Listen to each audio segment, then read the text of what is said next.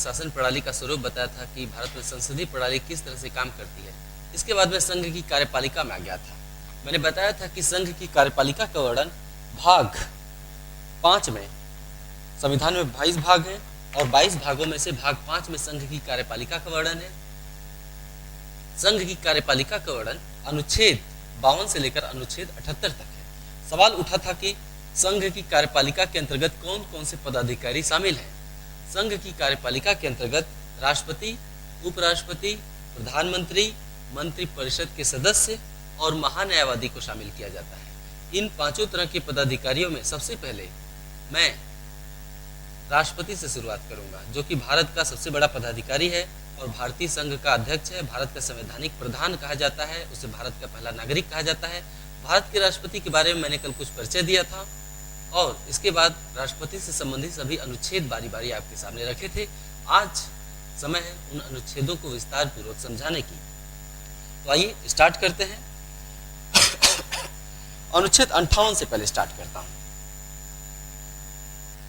अनुच्छेद 58 में राष्ट्रपति की पदावधि दी गई है, राष्ट्रपति की योग्यताएं दी गई हैं। अनुच्छेद 58 में राष्ट्रपति की योग्यताएं हैं।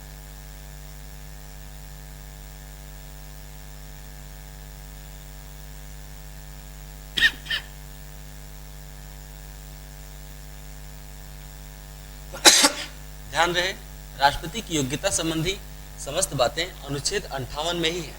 इसमें बताया गया है कि राष्ट्रपति भारत का नागरिक होना चाहिए। संविधान में कहीं भी ये नहीं लिखा हुआ है कि राष्ट्रपति भारत का निवासी होना चाहिए या भारत का निवासी नहीं होना चाहिए। जैसे कि नागरिकता संबंधी प्रावधान में कहा गया है कि अगर कोई 10 वर्ष लगातार भारत में रह रहा है तो उसे भारत की नागरिकता प्राप्त हो सकती है। लेकिन यानी विदेशी मूल के व्यक्ति को भी भारत की नागरिकता प्राप्त हो सकती है। संविधान में ये कहीं नहीं कहा गया है कि राष्ट्रपति विदेशी मूल का होना चाहिए या नहीं होना चाहिए या देसी मूल का ही होना चाहिए। ऐसा कोई भी बातचीत संविधान में नहीं है। उसके बारे में सिर्फ इतना ही कहा गया है कि राष्ट्रपति केवल भारत का नागरिक होना चाहिए। राष्ट्रपति 35 वर्ष की आयु पूरी कर चुका हो। वैसे आज तक कोई भी ऐसा भारत में राष्ट्रपति नहीं चुना गया जो कि 40 वर्ष से कम उम्र का हो। सभी राष्ट्रपति जो अब तक चुने गए हैं वो 50 वर्ष से अधिक उम्र के ही रहे, लेकिन न्यूनतम सीमा आयु की 35 वर्ष रखी गई है। इसके अलावा राष्ट्रपति के लिए आवश्यक है कि वो लोकसभा सदस्य निर्वाचित होने की योग्यताएं रखता हो। राष्ट्रपति की योग्यताएं में मैंने 3 योग्यताएं बताई। भारत का नागरिक हो, 35 वर्ष की आयु पूरी कर चुका हो और लोकसभा सदस्य निर्वाचित होने की योग्यता रखता हो। अब अनुच्छेद 59 में आते हैं। अनुच्छेद 59 में क्या है? इसमें राष्ट्रपति पद के लिए कुछ शर्तें दी गई हैं। आपसे सवाल डायरेक्ट ये भी बन सकता है कि राष्ट्रपति पद के लिए शर्तें किस अनुच्छेद में हैं? ध्यान रहे, राष्ट्रपति पद के लिए योग्यता और राष्ट्रपति पद के लिए शर्तें, इन दोनों बातों में अंतर है। अक्सर घालमेल हो जाता है, इससे बचना है। राष्ट्रपति पद के लिए शर्तें,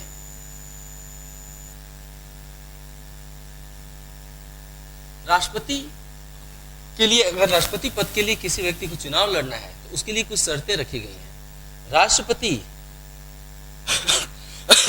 अनुच्छेद 59 में प्रावधान है कि कोई व्यक्ति जो भारत सरकार, कोई व्यक्ति, शर्तें बता रहा हूं, अनुच्छेद 59 में कहा गया है कि कोई व्यक्ति जो भारत सरकार या राज्य सरकार या किसी भी स्थानीय प्राधिकरण के तहत लाभ का पद धारण करता है वो राष्ट्रपति पद के लिए योग्य नहीं होगा। फिर से बता दे रहा हूं, कोई भी व्यक्ति जो भारत सरकार, राज्य सरकार और किसी अन्य स्थानीय प्राधिकरण के अधीन लाभ का पद धारण करता है वह राष्ट्रपति पद के लिए योग्य नहीं होगा। सवाल है कि कौन से पद लाभ का पद हैं और कौन से पद लाभ के पद नहीं माने जाएंगे। संविधान में यह भी स्पष्ट किया गया है कि कुछ पदों को लाभ का पद नहीं माना जाएगा, यानी कुछ पद ऐसे हैं जिनको धारण करने वाला व्यक्ति राष्ट्रपति का चुनाव लड़ सकता है। ऐसे कौन से पद हैं जिन्हें लाभ का पद नहीं माना जाएगा? ऐसे पद हैं राष्ट्रपति, उपराष्ट्रपति,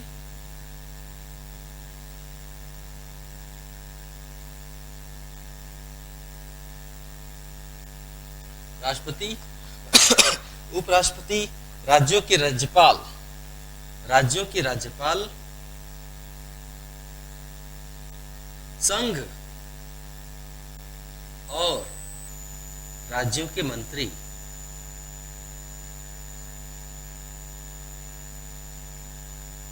राष्ट्रपति, उपराष्ट्रपति, राज्यों के राज्यपाल, संघ और राज्यों के मंत्री, इन पदों को लाभ का पद नहीं माना जाएगा। अर्थात इन पदों को धारण करने वाला व्यक्ति राष्ट्रपति का चुनाव अपने पद पर रहते हुए भी फिर से राष्ट्रपति का चुनाव लड़ सकता है। जैसे राष्ट्रपति भी फिर से राष्ट्रपति का चुनाव लड़ सकता है, उपराष्ट्रपति भी राष्ट्रपति का चुनाव लड़ सकता है, राज्यपाल भी राष्ट्रपति चुनाव लड़ सकता है, संघ और राज्यों के मंत्री भी राष्ट्रपति चुनाव लड़ सकते हैं। क्यों? क्योंकि इन पदों को लाभ का पद नहीं माना गया है। आप इसको ऐसे लिखेंगे कि कोई भी व्यक्ति जो भारत सरकार, राज्य सरकार या स्थानीय प्राधिकरण के तहत लाभ का पद धारण करता है वह राष्ट्रपति के लिए योग्य नहीं होगा, या राष्ट्रपति निर्वाचित उसे नहीं किया जा सकता है, या वो राष्ट्रपति का चुनाव नहीं लड़ सकता है। लेकिन निम्नलिखित पदों को लाभ का पद नहीं माना जाएगा। राष्ट्रपति, उपराष्ट्रपति, राज्यपाल, संघ और राज्यों के मंत्रियों को, इन पदों को लाभ का पद नहीं माना जाएगा। अनुच्छेद 59 में राष्ट्रपति पद के लिए शर्तें दी हुई हैं। राष्ट्रपति पद के लिए जो शर्तें दी हुई हैं उसमें कुछ और भी बातें हैं।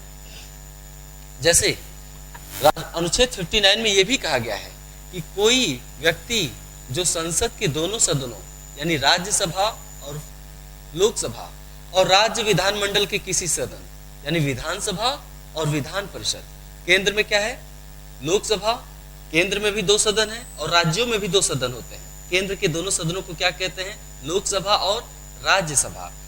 जो राज्य में संसदीय प्रणाली है उसमें भी 2 सदन है, उसमें है विधानसभा और विधान परिषद। कोई भी व्यक्ति जो लोकसभा, राज्यसभा अथवा राज्यों में विधानसभा और विधान परिषद का सदस्य है वह राष्ट्रपति का चुनाव नहीं लड़ सकता। ठीक है, किसी भी सदन का सदस्य है वह अगर राष्ट्रपति का चुनाव लड़ना है तो उसके पहले उसे त्याग पत्र देना होगा। राष्ट्रपति संसद या राज्य विधानमंडल के किसी भी सदन का सदस्य नहीं होगा, और यदि निर्वाचन के पहले वह इनमें से किसी भी सदन का सदस्य है तो जिस दिन वह पद ग्रहण करेगा तो पद ग्रहण की तिथि से, पद ग्रहण की तिथि से उसका स्थान उस सदन में रिक्त समझा जाएगा, अपने आप रिक्त हो जाएगा। वो चाहे तो इस्तीफा भी दे सकता है, लेकिन अगर राष्ट्रपति का पद जिस दिन ग्रहण करेगा लोकसभा या राज्यसभा में जहां भी वो सदस्य है उसका पद अपने आप रिक्त हो जाएगा, रिक्त समझा जाएगा। ठीक है, मैं फिर से रिपीट कर रहा हूं, राष्ट्रपति संसद या राज्य विधानमंडल के किसी भी सदन का सदस्य नहीं है, और यदि निर्वाचन के पहले वो किसी भी सदन का सदस्य है तो पद ग्रहण की तिथि से उसका स्थान उस सदन में रिक्त समझा जाएगा। इसके अलावा यह भी कहा गया है अनुच्छेद 59 में कि राष्ट्रपति पद पर रहते हुए कोई भी दूसरा अन्य पद ग्रहण नहीं कर सकता है। ये सारी बातें कहां पे लिखी गई हैं? अनुच्छेद 59 में लिखी गई हैं। इसके अलावा राष्ट्रपति पद के लिए जो उम्मीदवार होगा, राष्ट्रपति पद के लिए जो उम्मीदवार होगा उसका नाम 50 मतदाताओं द्वारा अनुमोदित होना चाहिए। 50 मतदाताओं द्वारा, 50 मतदाताओं द्वारा अनुमोदित। पहले देख लीजिए, उसके बाद मैं इसे समझाता हूं कि इसका मतलब क्या है। और साथ ही उसका नाम 50 मतदाताओं द्वारा समर्थित होना चाहिए, समर्थित होना चाहिए। सवाल यह है कि राष्ट्रपति का मतदाता होता कौन है? इस पर थोड़ी देर बाद में चर्चा करूंगा कि राष्ट्रपति का निर्वाचन जनता तो करती नहीं है। राष्ट्रपति का निर्वाचन अप्रत्यक्ष रूप से होता है, यानी जनता प्रत्यक्ष रूप से राष्ट्रपति के निर्वाचन में भाग नहीं लेती है। तो सवाल है कि राष्ट्रपति के निर्वाचन में भाग कौन लेता है, यानी राष्ट्रपति का मतदाता होता कौन? राष्ट्रपति का मतदाता जनता द्वारा चुने गए प्रतिनिधि होते हैं। जनता द्वारा चुने गए प्रतिनिधि यानी लोकसभा या राज्यसभा के सदस्य या फिर विधानसभाओं के सदस्य होने चाहिए। तो लोकसभा, राज्यसभा और विधानसभा के जो सदस्य होते हैं ना, वही राष्ट्रपति के मतदाता होते हैं। तो राष्ट्रपति चुनाव वही लड़ सकता है जब उसके मतदाता, यानी राष्ट्रपति के मतदाता कहाँ है? लोकसभा के सदस्य हैं, राज्यसभा के सदस्य हैं और विधानसभाओं के सदस्य हैं। इस पर और विस्तृत बातचीत होगी। फिलहाल आप इतना बात जान लीजिए कि राष्ट्रपति का नाम 50 मतदाताओं द्वारा अनुमोदित होना चाहिए, मतलब प्रस्ताव दिए, 50 मतदाता उसके नाम का प्रस्ताव दें कि ये चुनाव लड़ने के योग्य हैं। इसके अलावा 50 मतदाता उसके नाम का फिर समर्थन करने चाहिए। जब 50 मतदाता उसके नाम का अनुमोदन करते हैं और 50 मतदाता समर्थन कर देते हैं, तो वह व्यक्ति राष्ट्रपति चुनाव लड़ने के योग्य हो जाता है। ठीक है। राष्ट्रपति चुनाव लड़ने के लिए जमानत राशि कितनी है? जमानत राशि 50,000 रुपए है। राष्ट्रपति चुनाव लड़ने के लिए जमानत राशि कितनी है? 50,000 रुपए। और यह जमानत राशि जमा कहाँ की जाती है? आरबीआई में जमा की जाती है। रिजर्व बैंक ऑफ इंडिया में कोई भी व्यक्ति जो राष्ट्रपति का चुनाव लड़ता है, वो 50,000 रुपए जमानत राशि के रूप में रिजर्व बैंक ऑफ इंडिया में जमा करता है। और जब राष्ट्रपति चुनाव संपन्न हो जाता है, तो वो व्यक्ति, कोई भी व्यक्ति जो राष्ट्रपति पद के लिए चुनाव लड़ रहा है, अगर कुल प्राप्त वैध मतों का 1/4 मत अगर प्राप्त नहीं करता है, कुल प्राप्त वैध मतों का 1/4 मत अगर प्राप्त करने में असफल रहता है, तो उसकी जमानत राशि जब्त कर ली जाती है। ठीक है। नेक्स्ट,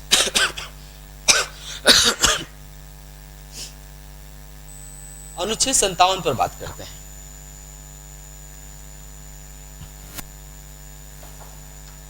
आर्टिकल 57,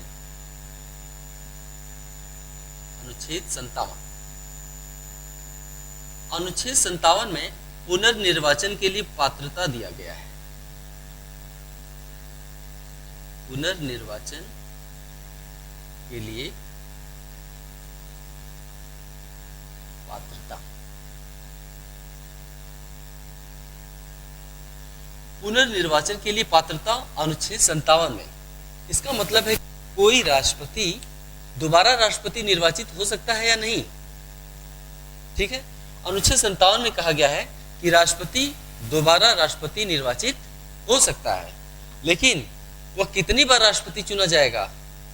1 बार, 2 बार, 4 बार, 6 बार? इस बारे में भारत के संविधान में कुछ भी नहीं कहा गया है। बस इतना कहा गया है कि राष्ट्रपति पद पर बैठा व्यक्ति दोबारा राष्ट्रपति निर्वाचित हो सकता है, लेकिन अधिकतम कितनी बार, इस प्रश्न पर संविधान बिल्कुल मौन है। ध्यान रहे, संयुक्त राज्य अमेरिका यानी यूएसए में कोई भी व्यक्ति अधिकतम 2 बार राष्ट्रपति निर्वाचित हो सकता है। जैसे बराक ओबामा तीसरी बार राष्ट्रपति निर्वाचित नहीं हो सकते थे, इसलिए उन्होंने तीसरी बार राष्ट्रपति पद के लिए चुनाव नहीं लड़ा। लेकिन भारत में कोई भी व्यक्ति कितने भी बार राष्ट्रपति पद के लिए निर्वाचित हो सकता है, जब तक कि वो जीवित हो और उसका दिमाग काम कर रहा हो। नेक्स्ट, अब हम आते हैं राष्ट्रपति का निर्वाचक मंडल। निर्वाचक मंडल मतलब राष्ट्रपति के मतदाताओं के बारे में समझेंगे कि राष्ट्रपति को वोट करता कौन है, क्योंकि साधारण जनता राष्ट्रपति को नहीं चुनती है, तो राष्ट्रपति को चुनता कौन है, इस बात का हम उत्तर ढूंढने का प्रयास करते हैं। राष्ट्रपति का निर्वाचक मंडल।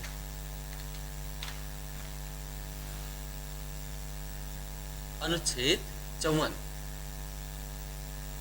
54 में राष्ट्रपति का निर्वाचक मंडल दिया हुआ है।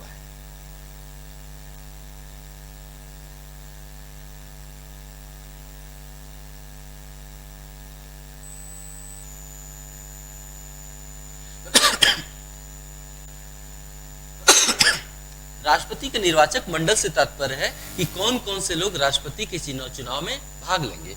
अनुच्छेद 54 में कहा गया है कि निम्नलिखित लोग राष्ट्रपति के निर्वाचन में भाग लेंगे।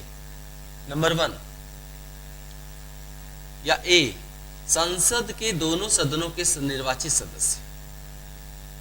संसद के दोनों सदन, आप जानते ही होंगे कि संसद के दोनों सदन कौन से हैं।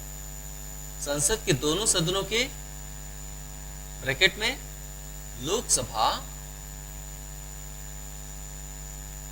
प्लस राज्यसभा, ये संसद के दोनों सदन हैं।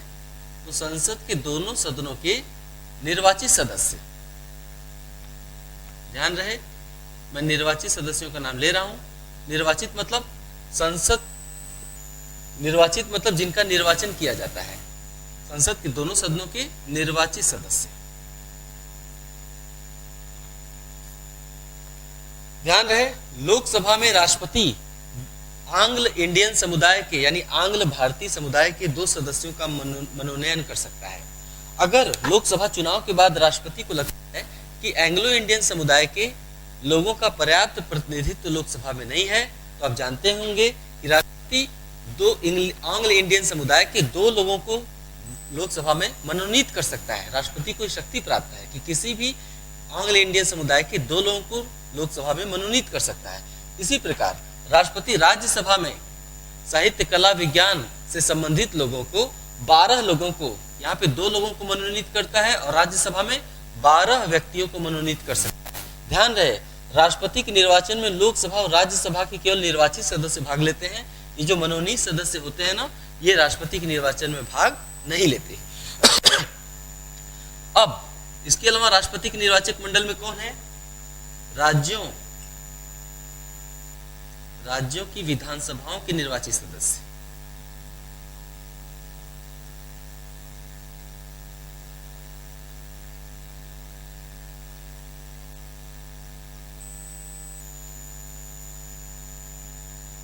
राज्यों की विधानसभाओं के निर्वाचित सदस्य।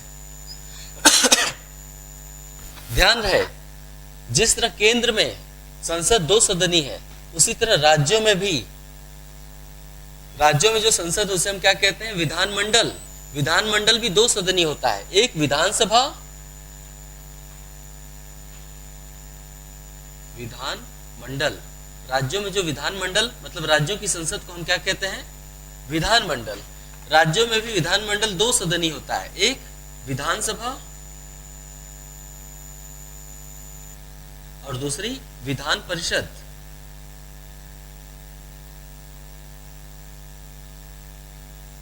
राज्यों में विधानसभा का वही स्थान है जो लोकसभा का है। राज्यों में विधान परिषद का वही स्थान है जो केंद्र में राज्यसभा का है। ध्यान रहे, केंद्र में दोनों सदन के निर्वाचित सदस्य राष्ट्रपति के निर्वाचक मंडल में शामिल होते हैं, मतलब राष्ट्रपति के निर्वाचन में भाग लेते हैं। लेकिन राज्यों में केवल एक ही सदन अर्थात विधानसभा के निर्वाचित सदस्य ही राष्ट्रपति के चुनाव में भाग लेते हैं। ये जो राज्यों में जो दूसरा सदन है ना, विधान परिषद, विधान परिषद के सदस्य चाहे निर्वाचित हो चाहे मनोनीत, विधान परिषद के सदस्य राष्ट्रपति के निर्वाचन में भाग नहीं लेंगे।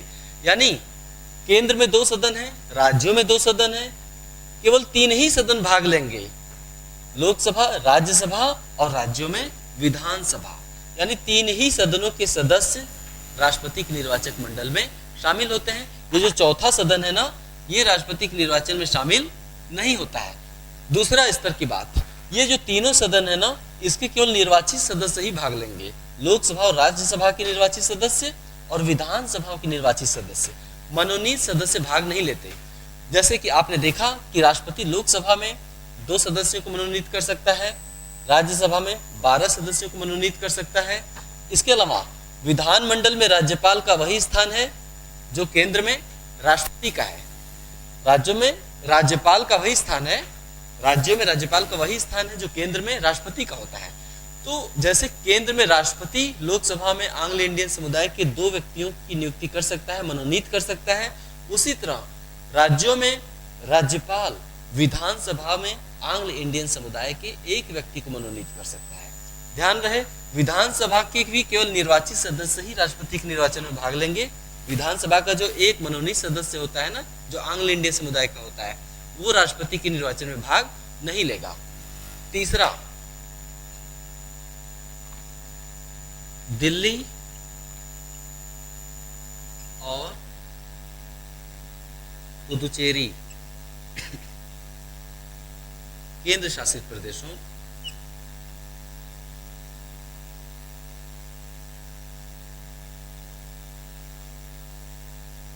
की विधानसभाओं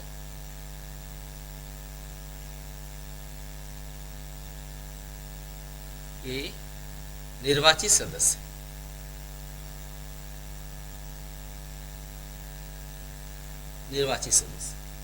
ये केंद्र शासित प्रदेश होता क्या है? भारत में 29 राज्य हैं। 2014 तक 28 राज्य ही थे, लेकिन अब भारत में 29 राज्य हैं। 29 राज्यों के अलावा 7 केंद्र शासित प्रदेश हैं। ये 7 केंद्र शासित प्रदेश कौन से हैं? दिल्ली, चंडीगढ़, दमन दीव, दादरा और नगर हवेली, पुदुचेरी और लक्षद्वीप और अंडमान और निकोबार द्वीप समूह। तो ये 7 जो है भारत के केंद्र शासित प्रदेश हैं। भारत में संसदीय प्रणाली शुरू में 2 स्तरीय ही थी। केंद्र में संसदीय प्रणाली लोकसभा, राज्यसभा, और राज्यों में भी विधानसभा, विधान परिषद। ये जो लोकसभा और विधानसभा होते हैं ना, 5 साल पर इनका चुनाव होता है। जनता हर 5 साल पे अपने क्षेत्र का प्रतिनिधि भेजती है। यहाँ पे विधायक भेजती है और यहाँ पे लोकसभा सांसद। विधायक कहाँ भाग लेते हैं? विधानसभा में। विधायक का चुनाव कौन करता है? जनता करती है। इसी तरह लोकसभा सदस्य का चुनाव भी जनता करती है। तो केंद्र की भांति राज्यों में भी जनता को अपना प्रतिनिधि भेजने का अधिकार है, और राज्यों में जनता का प्रतिनिधि कहाँ जाता है? विधानसभा में जाता है। तो केंद्र शासित प्रदेश में जनता को अपना प्रतिनिधि चुनने का अधिकार नहीं होता है, क्योंकि केंद्र शासित प्रदेशों का प्रशासन कौन करता है? राष्ट्रपति द्वारा किया जाता है। केंद्र शासित प्रदेशों में विधानसभा नहीं होती है। केंद्र शासित प्रदेशों में आमतौर पर पहले विधानसभा नहीं होती थी। ठीक है, क्यों? क्योंकि केंद्र शासित प्रदेशों का शासन कौन करता है? राष्ट्रपति द्वारा किया जाता है। अप्रत्यक्ष रूप से मंत्रिपरिषद द्वारा, क्योंकि राष्ट्रपति वही करता है जो मंत्रिपरिषद उसे सलाह देता है। लेकिन शुरू में तो केंद्र शासित प्रदेशों में किसी भी प्रदेश में विधानसभा नहीं थी, लेकिन बाद में दिल्ली और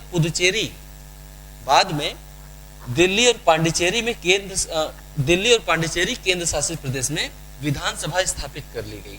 मतलब दिल्ली और पांडिचेरी की जनता अपने प्रतिनिधि चुन सकती थी। जैसे दिल्ली में विधानसभा चुनाव जब 2015 में हुए थे, तो कौन सी पार्टी बहुमत प्राप्त की थी? आम आदमी पार्टी। और आम आदमी पार्टी ने किसे अपना नेता चुना? किसे अपना मुख्यमंत्री चुना? केजरीवाल जी को। बहुमत प्राप्त दल जिसे भी अपना नेता चुनता है, वही केंद्र में प्रधानमंत्री बनता है, या फिर राज्यों में क्या बनता है? मुख्यमंत्री बनता है। तो आपको याद होगा, दिल्ली में विधानसभा निर्वाचित है और पांडिचेरी में भी विधानसभा निर्वाचित है। तो दिल्ली और पांडिचेरी को छोड़कर बाकी जो केंद्र शासित प्रदेश है ना, जैसे दमन दीव, दादरा नगर हवेली, लक्षद्वीप, चंडीगढ़ और अंडमान निकोबार द्वीप, यहाँ पर विधानसभा नहीं होती है। क्योंकि दिल्ली और पांडिचेरी में विधानसभाओं की स्थापना की गई है, इसलिए इन दोनों केंद्र शासित प्रदेशों की विधानसभाओं के निर्वाचित सदस्य भी राष्ट्रपति के निर्वाचक मंडल में शामिल होते हैं। ठीक है, इतने तरह के लोग राष्ट्रपति के निर्वाचक मंडल में शामिल होते हैं। आप इसे लिखकर नीचे नोट करके लिख सकते हैं। कुछ खास बातें जो मैंने घाल मेल करके बता दिया, आप चाहें तो अलग से लिख सकते हैं। नंबर 1, राष्ट्रपति के निर्वाचक मंडल में लोकसभा, राज्यसभा और राज्यों की विधानसभाओं के, नोट करके पहला 1, राष्ट्रपति के निर्वाचक मंडल में लोकसभा, राज्यसभा और राज्य विधानसभाओं के निर्वाचित सदस्य ही भाग लेते हैं, मनोनीत सदस्य भाग नहीं लेते हैं। नंबर 2, राष्ट्रपति के निर्वाचक मंडल में राज्य विधानमंडल का केवल एक ही सदन अर्थात विधानसभा के सदस्य ही भाग लेते हैं। राष्ट्रपति के निर्वाचन में विधान परिषद के सदस्य भाग नहीं लेते। नंबर 3, राष्ट्रपति के निर्वाचन में केंद्र शासित प्रदेशों, क्योंकि केंद्र शासित प्रदेशों में विधानसभा नहीं होती है, केंद्र शासित प्रदेशों में आमतौर पर विधानसभा नहीं होती है, इसलिए केंद्र शासित प्रदेश राष्ट्रपति के निर्वाचन में भाग नहीं लेते हैं। लेकिन चूंकि बाद में दिल्ली और पुदुचेरी में केंद्र शासित प्रदेशों में विधानसभाओं की स्थापना की गई, इसलिए दिल्ली पांडिचेरी विधानसभा के निर्वाचित सदस्य राष्ट्रपति के निर्वाचन में भाग लेते हैं। ये हो गया राष्ट्रपति का निर्वाचक मंडल। ठीक है, इतने तरह के लोग राष्ट्रपति के निर्वाचन में भाग लेते हैं। सॉरी, थोड़ी खांसी आ जा रही है आज। अब मैं 4 कथन आपके सामने प्रस्तुत कर रहा हूं। इन 4 कथनों में से बताइए कि कौन सा कथन सही है। आप कमेंट करके उत्तर दे सकते हैं अपना, या फिर जो नोट्स बना रहे हैं उस नोट्स में भी इन 4 कथनों को लिख लीजिए, क्योंकि राष्ट्रपति के निर्वाचक मंडल से बार बार जब सवाल पूछा जाता है तो लोग जाने अनजाने में गलतियां कर ही देते हैं।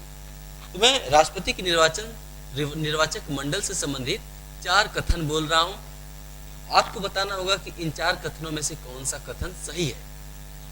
पहला कथन, राष्ट्रपति के निर्वाचक मंडल में लोकसभा के सभी सदस्य भाग लेते हैं। बताइए सही है या गलत। दूसरा कथन, राष्ट्रपति के निर्वाचक मंडल में दिल्ली विधानसभा के निर्वाचित सदस्य भाग लेते हैं। बताइए सही है या गलत। तीसरा कथन, राष्ट्रपति के निर्वाचक मंडल में राज्यों के विधान परिषदों के निर्वाचित सदस्य भाग लेते हैं। बताइए सही है या गलत।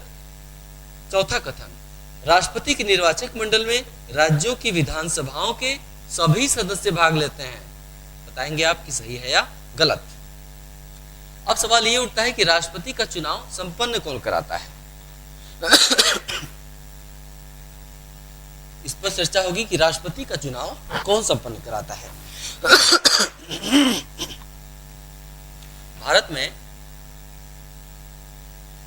राष्ट्रपति, उपराष्ट्रपति,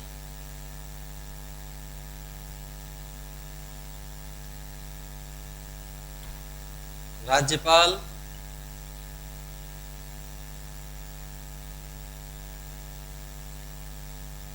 संसद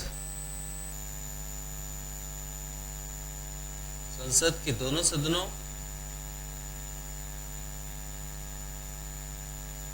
और राज्य विधानमंडल, राज्य विधानमंडल के दोनों सदनों।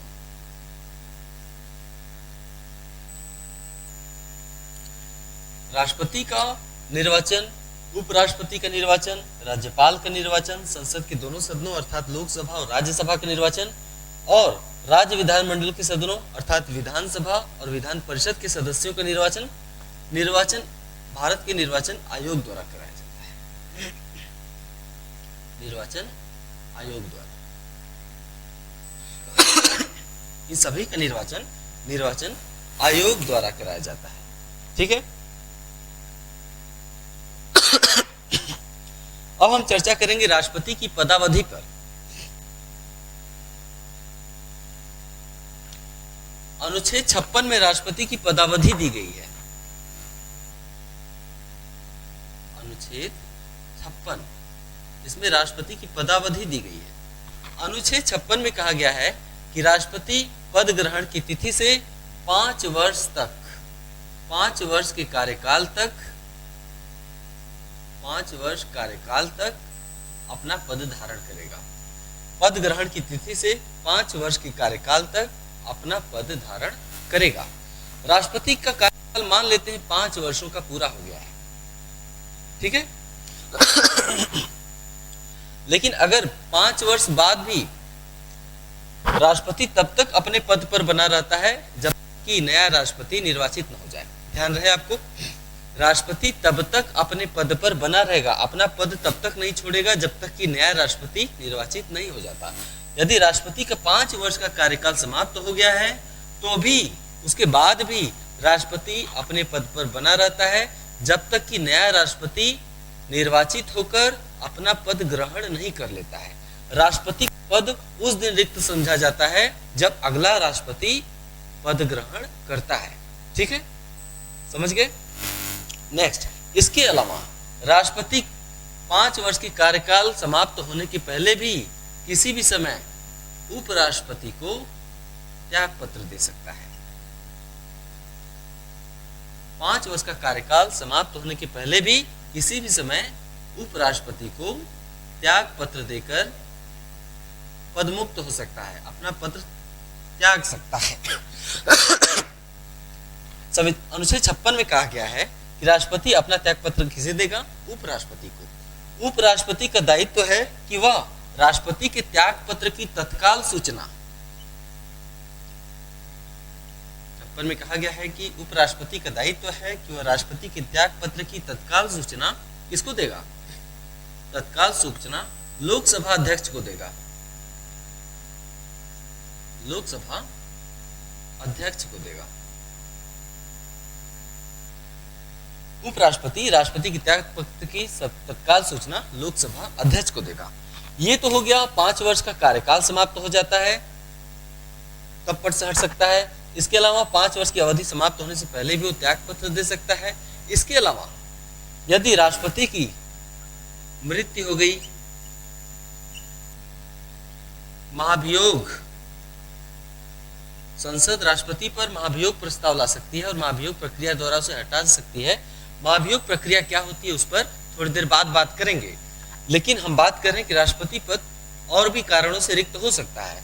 इसके अलावा राष्ट्रपति की मृत्यु हो गई, महाभियोग प्रस्ताव महाभियोग से हटाया गया, महाभियोग के कारण, त्याग पत्र के कारण। संविधान में यह भी कहा गया है कि यदि मृत्यु, महाभियोग प्रक्रिया या त्याग पत्र के कारण राष्ट्रपति पद रिक्त हो जाता है तो चुनाव 6 महीने के भीतर, तो राष्ट्रपति पद के लिए चुनाव 6 महीने के भीतर करा लिया जाएगा। 6 महीने के भीतर करा लिया जाएगा। ध्यान रहे 5 वर्ष का कार्यकाल है, बीच में भी त्यागपत्र दे सकता है उपराष्ट्रपति को। यह भी कहा गया है कि यदि मृत्यु, महाभियोग प्रक्रिया द्वारा हटाए जाने से या फिर त्याग पत्र देने से यदि राष्ट्रपति का कार्यकाल 5 वर्ष के पहले ही समाप्त हो जाता है तो 6 माह के भीतर राष्ट्रपति पद के लिए चुनाव करा लिया जाएगा। कितने माह के भीतर? 6 माह के भीतर।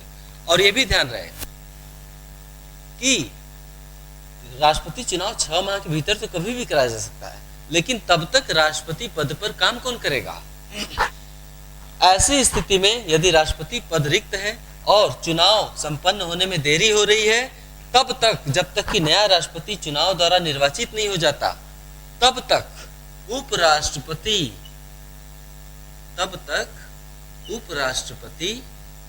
कार्यवाहक राष्ट्रपति के रूप में कार्य करेगा। कार्यवाहक राष्ट्रपति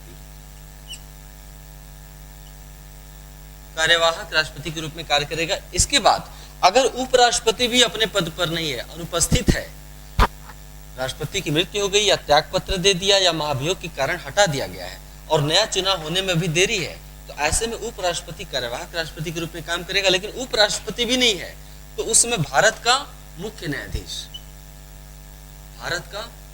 न्यायाधीश, और यदि भारत का मुख्य न्यायाधीश भी नहीं है अपने पद पर, तो सर्वोच्च न्यायालय का या सुप्रीम कोर्ट का वरिष्ठतम न्यायाधीश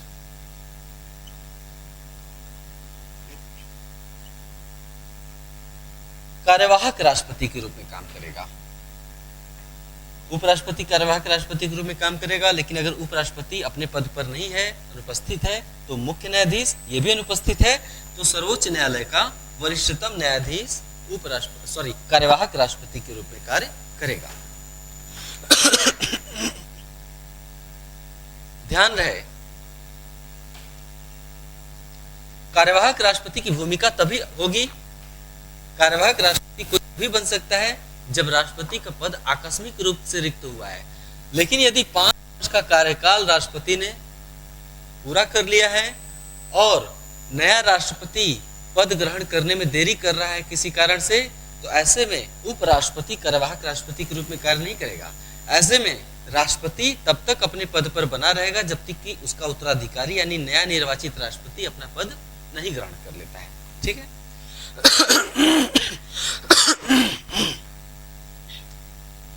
ये होगी राष्ट्रपति की पदावधि। अब राष्ट्रपति पर महाभियोग पढ़ते हैं। आइए,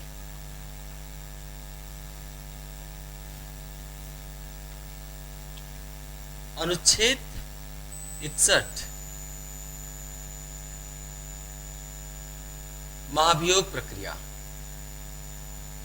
राष्ट्रपति पर महाभियोग प्रक्रिया।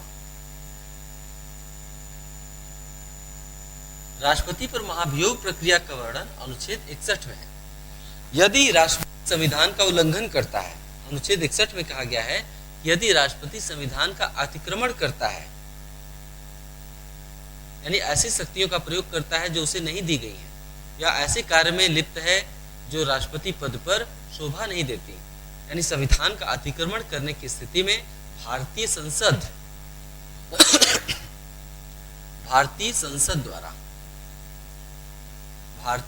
द्वारा राष्ट्रपति के खिलाफ महाभियोग प्रस्ताव लाया जा सकता है। राष्ट्रपति के खिलाफ महाभियोग प्रस्ताव संसद के किसी भी सदन में लाया जा सकता है। किसी भी सदन में राष्ट्रपति के खिलाफ महाभियोग प्रस्ताव संसद के किसी भी सदन में किसी भी सदस्य द्वारा लाया जा सकता है। संसदीय लोकतंत्र में कोई भी काम प्रस्ताव के द्वारा होता है। यदि प्रस्ताव स्वीकृत हो जाता है संसद में तो उसे स्वीकार मान लिया जाता है। यदि संसद में स्वीकृत नहीं हुआ तो उसे स्वीकार नहीं माना जाएगा। तो यहाँ पे आप समझेंगे कि राष्ट्रपति पर महाभियोग प्रस्ताव जो संसद के किसी भी सदन में लाया जा सकता है किसी भी सदस्य द्वारा, वो पारित कैसे होता है, कैसे मान लेंगे कि वो प्रस्ताव स्वीकृत हो गया। आइए इसे देखते हैं। तो संसद द्वारा राष्ट्रपति पर महाभियोग चलाया जा सकता है। राष्ट्रपति पर महाभियोग प्रस्ताव किसी भी सदन में लाया जा सकता है। राष्ट्रपति पर जो महाभियोग चलाया जाता है वो एक अर्ध न्यायिक प्रक्रिया है। क्या है? अर्ध न्यायिक प्रक्रिया है। भारत में संसद को न्यायिक शक्तियां नहीं दी गई हैं, लेकिन महाभियोग उसकी एकमात्र न्यायिक प्रक्रिया है, न्यायिक शक्ति है। तो महाभियोग प्रक्रिया क्या है? एक अर्ध न्यायिक प्रक्रिया है। ठीक है।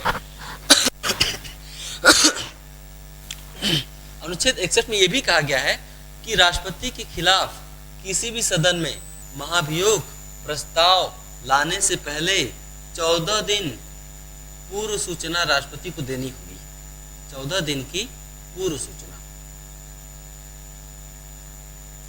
14 दिन की पूर्व सूचना,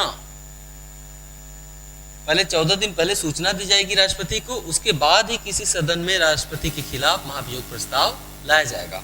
इसको आप ऐसे लिखेंगे कि राष्ट्रपति के खिलाफ किसी भी सदन में महाभियोग प्रस्ताव लाने से पहले 14 दिन की पूर्व सूचना राष्ट्रपति को देनी आवश्यक है। और ऐसी सूचना पर जो कि राष्ट्रपति को भेजी जा रही है, उस सदन के कम से कम 1/4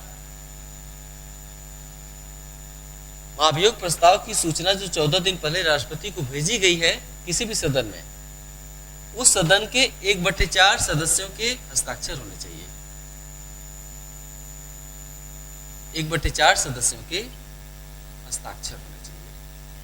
अगर 1/4 सदस्य यानी 25% सदस्य उसे अपनी स्वीकृति दे देते हैं महाभियोग प्रस्ताव की सूचना को, तो सूचना राष्ट्रपति को भेजी जाएगी और फिर 14 दिन बाद सदन में वो महाभियोग प्रस्ताव ला दिया जाएगा।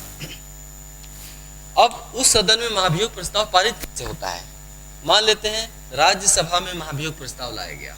मान लेते हैं राज्यसभा में किसी सदस्य ने 14 दिन की पूर्व सूचना राष्ट्रपति को देकर महाभियोग प्रस्ताव ला दिया, तो राज्यसभा के कुल सदस्यों के राज्यसभा के कुल सदस्यों के 2/3 बहुमत से प्रस्ताव पारित होना चाहिए। 2/3 बहुमत। राज्यसभा में जितने भी सदस्य हैं उसका 2/3 भाग सदस्य यदि प्रस्ताव को स्वीकृति दे देते हैं तो प्रस्ताव सदन में पारित हुआ माना जाता है। उसके बाद वो प्रस्ताव लोकसभा में चला जाएगा, मतलब दूसरे सदन में उसे भेजा जाता है। किस लिए भेजा जाता है? एक सदन में प्रस्ताव 2/3 बहुमत से पारित होने के बाद दूसरे सदन में जांच के लिए भेजा जाता है। दूसरा सदन महाभियोग प्रस्ताव की जांच करता है कि क्या ये सही है, ये जो आरोप लगाया गया है ये सही है या गलत। यदि दूसरा सदन, मान लेते हैं दूसरा सदन लोकसभा है, पहले राज्यसभा में लाया गया था इसलिए दूसरा सदन क्या हो गया? लोकसभा हो गया।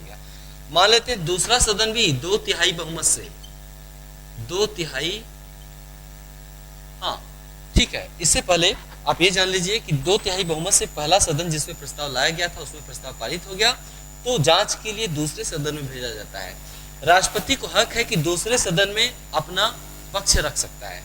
ध्यान रहे, जिस सदन में महाभियोग प्रस्ताव लाया गया था राष्ट्रपति उस सदन में अपना पक्ष नहीं रखेगा। दूसरा सदन जो महाभियोग प्रस्ताव की जांच करता है उस सदन में राष्ट्रपति स्वयं उपस्थित होकर या अपने किसी प्रतिनिधि के माध्यम से अपना पक्ष रख सकता है। ठीक है, सफाई प्रस्तुत कर सकता है। लेकिन यदि दूसरा सदन भी 2/3 बहुमत से प्रस्ताव को पारित कर देता है तो महाभियोग प्रक्रिया संपन्न मानी जाती है और तत्काल उसी दिन राष्ट्रपति पद रिक्त समझा जाता है। मतलब महाभियोग प्रक्रिया पूरी हो गई। अब तक भारत में किसी भी राष्ट्रपति के खिलाफ महाभियोग प्रस्ताव नहीं लाया गया है। ठीक है, इसके अलावा अब हम पढ़ते हैं राष्ट्रपति पद रिक्तता की पूर्ति।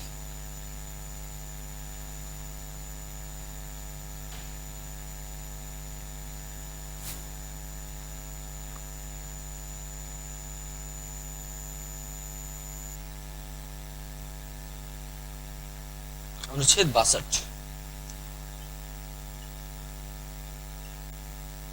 अनुच्छेद 62 में राष्ट्रपति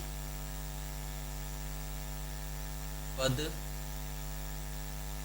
रिक्तता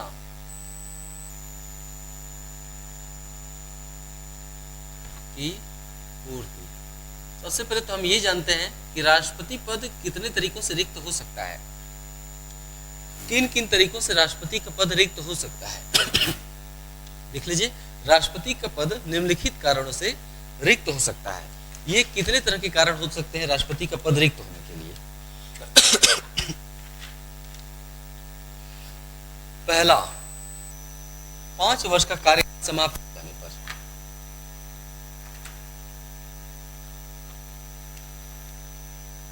पांच वर्ष का कार्यकाल समाप्त हो गया। दूसरा, त्याग पत्र। अगर राष्ट्रपति ने उपराष्ट्रपति को त्याग पत्र दे दिया तो भी उसका पद रिक्त हो जाएगा। तीसरा, मृत्यु हो जाने पर। मृत्यु हो गई अचानक से 5 वर्ष के पहले भी, फिर उसका पद रिक्त हो जाएगा। चौथा, महाभियोग द्वारा, संसद द्वारा महाभियोग प्रक्रिया से हटाए जाने पर। चौथा, पांचवा कारण है निर्वाचन अवैध घोषित हो जाने पर। अगर कोई व्यक्ति राष्ट्रपति निर्वाचित हो गया, उसके बाद सुप्रीम कोर्ट ने उसका निर्वाचन अवैध घोषित कर दिया। जैसे मान लेते हैं कोई व्यक्ति जो राष्ट्रपति पद की योग्यता नहीं धारण करता था, अनजाने में राष्ट्रपति निर्वाचित हो गया, बाद में पता चला कि ये तो राष्ट्रपति पद के लिए योग्य ही नहीं है, तो सुप्रीम कोर्ट उसके निर्वाचन को अवैध घोषित कर सकता है। तो निर्वाचन अवैध हो जाने पर, अवैध घोषित होने पर, इतने कारणों से राष्ट्रपति पद रिक्त हो सकता है। आपसे पूछा जा सकता है कि कितने कारणों से राष्ट्रपति पद रिक्त हो सकता है। ठीक है। अनुच्छेद 62 में कहा गया है कि राष्ट्रपति का 5 वर्ष का कार्यकाल, राष्ट्रपति का 5 वर्ष का कार्यकाल समाप्त होने से पहले ही चुनाव करा लिया जाएगा।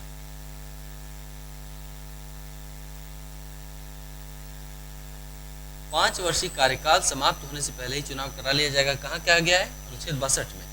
बाद में सुप्रीम कोर्ट ने निर्णय दिया है कि राष्ट्रपति का 5 वर्ष का कार्यकाल समाप्त हो जाने से पहले ही चुनाव करा लिया जाएगा, और ये अनिवार्य है। ये क्या है? अनिवार्य है। यानी 5 वर्ष का कार्यकाल समाप्त होने से पहले ही चुनाव कराना अनिवार्य है, क्योंकि राष्ट्रपति का पद बहुत दिनों तक रिक्त नहीं हो सकता। ठीक है। ये भी कहा गया है कि लेकिन किसी कारण से यदि नए उत्तराधिकारी को, नए निर्वाचित राष्ट्रपति को पद ग्रहण करने में देरी हो रही है, 5 वर्ष का कार्यकाल समाप्त हो जाने पर भी यदि नए निर्वाचित राष्ट्रपति को पद ग्रहण करने में देरी हो रही है, तो पूर्व राष्ट्रपति तब तक अपने पद पर बना रहेगा जब तक कि नया राष्ट्रपति पद ग्रहण नहीं कर लेता। ठीक है। इसके अलावा पद रिक्तता के बारे में मैंने थोड़ी देर पहले बात की कि राष्ट्रपति का पद यदि त्याग पत्र, मृत्यु, महाभियोग प्रक्रिया, निर्वाचन अवैध घोषित होने पर यदि इन कारणों से राष्ट्रपति पद रिक्त हो जाता है तो 6 माह के भीतर चुनाव करा लिया जाएगा, और जब तक नया राष्ट्रपति निर्वाचित नहीं हो जाता तब तक उपराष्ट्रपति कार्यवाहक राष्ट्रपति के रूप में काम करेगा। यदि उपराष्ट्रपति अनुपस्थित है तो भारत का मुख्य न्यायाधीश भी अनुपस्थित है तो सर्वोच्च न्यायालय का वरिष्ठतम न्यायाधीश कार्यवाहक राष्ट्रपति के रूप में कार्य करेगा।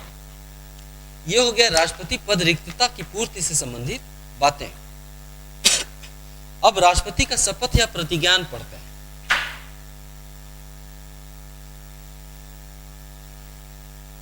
राष्ट्रपति का शपथ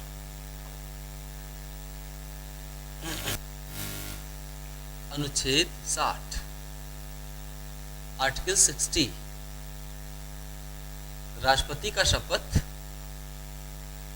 या प्रतिज्ञान।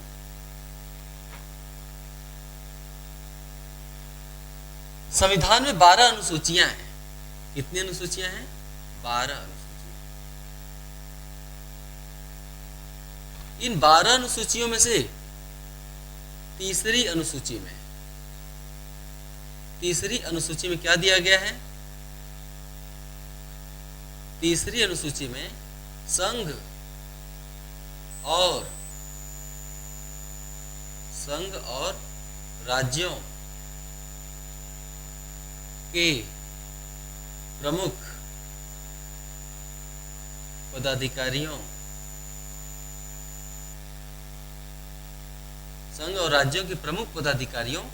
के शपथ का प्रारूप। केंद्र और राज्यों के प्रमुख पदाधिकारियों के शपथ का प्रारूप तीसरी अनुसूची में दिया गया है। लेकिन ध्यान देने वाली बात यह है कि सबके शपथ का प्रारूप है इसमें, लेकिन राष्ट्रपति के शपथ का प्रारूप तीसरी अनुसूची में नहीं है।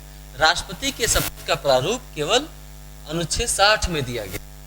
इसमें कहा गया है कि राष्ट्रपति भारत के मुख्य न्यायाधीश,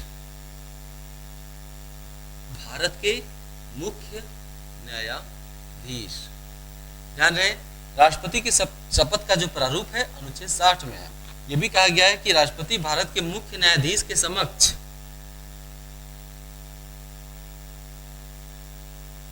पद और गोपनीयता की शपथ धारण करेगा। किसके समक्ष? मुख्य न्यायाधीश के समक्ष पद और गोपनीयता की शपथ धारण करेगा। ठीक है। और जब राष्ट्रपति का पद आकस्मिक रूप से रिक्त हो जाता है, तो ऐसी स्थिति में जब उपराष्ट्रपति या मुख्य न्यायाधीश कार्यवाहक राष्ट्रपति के रूप में कार्य करने लगते हैं, तो उन्हें भी इसी प्रकार की शपथ लेनी होती है। ठीक है। मान लेते हैं राष्ट्रपति की मृत्यु हो गई, तो उपराष्ट्रपति कार्यवाहक राष्ट्रपति के रूप में काम करेगा, लेकिन उससे पहले कार्यवाहक राष्ट्रपति को भी पद ग्रहण करने से पहले मुख्य न्यायाधीश के सामने शपथ लेना होगा। मान लेते हैं उपराष्ट्रपति अनुपस्थित है, तो मुख्य न्यायाधीश कार्यवाहक राष्ट्रपति के रूप में काम करेंगे, तो ये किसके सामने पद ग्रहण शपथ लेंगे? तब मुख्य न्यायाधीश सुप्रीम कोर्ट के वरिष्ठतम न्यायाधीश के समक्ष पद और गोपनीयता की शपथ ग्रहण करेंगे। ठीक है। यह हो गया राष्ट्रपति का शपथ या प्रतिज्ञा।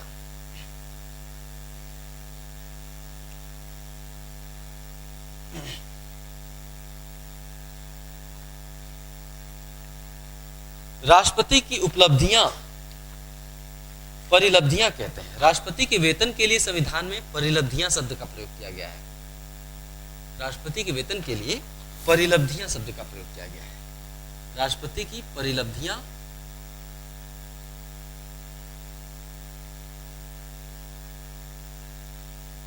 और भत्ते।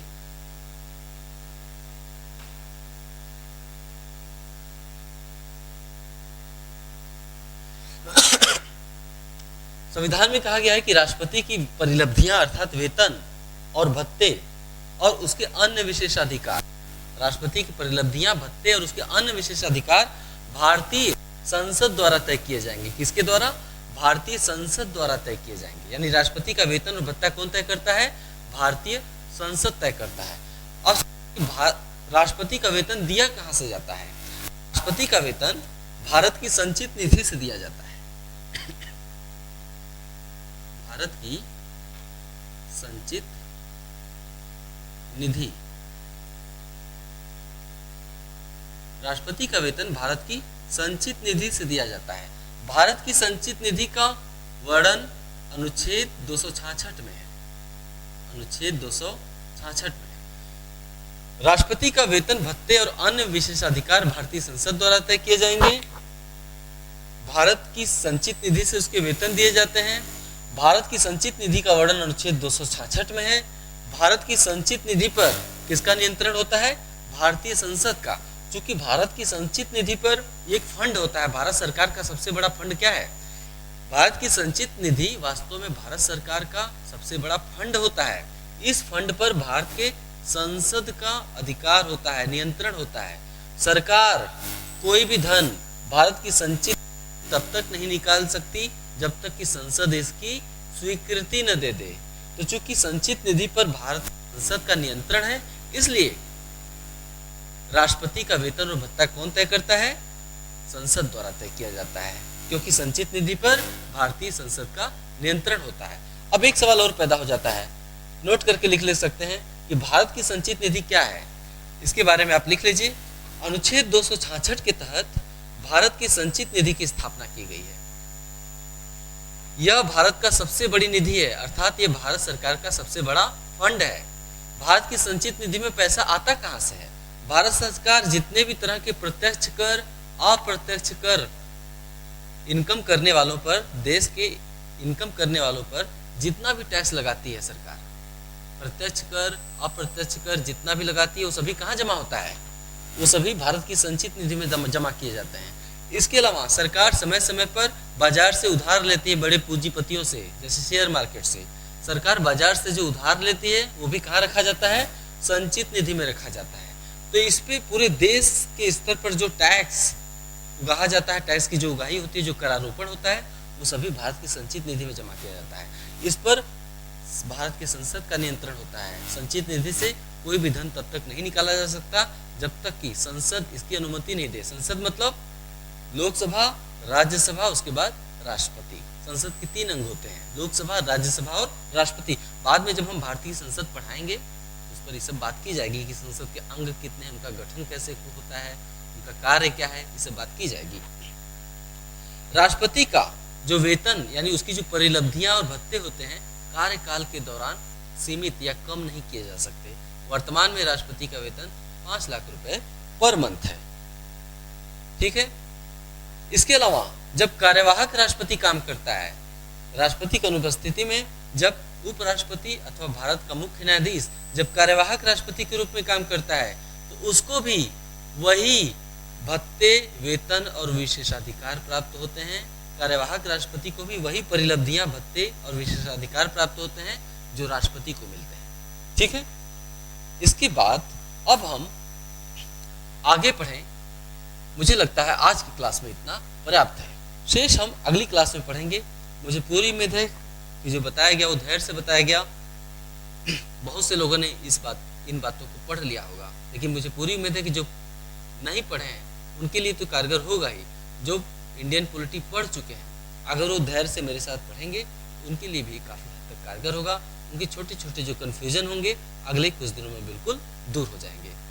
मिलते हैं अगली क्लास में।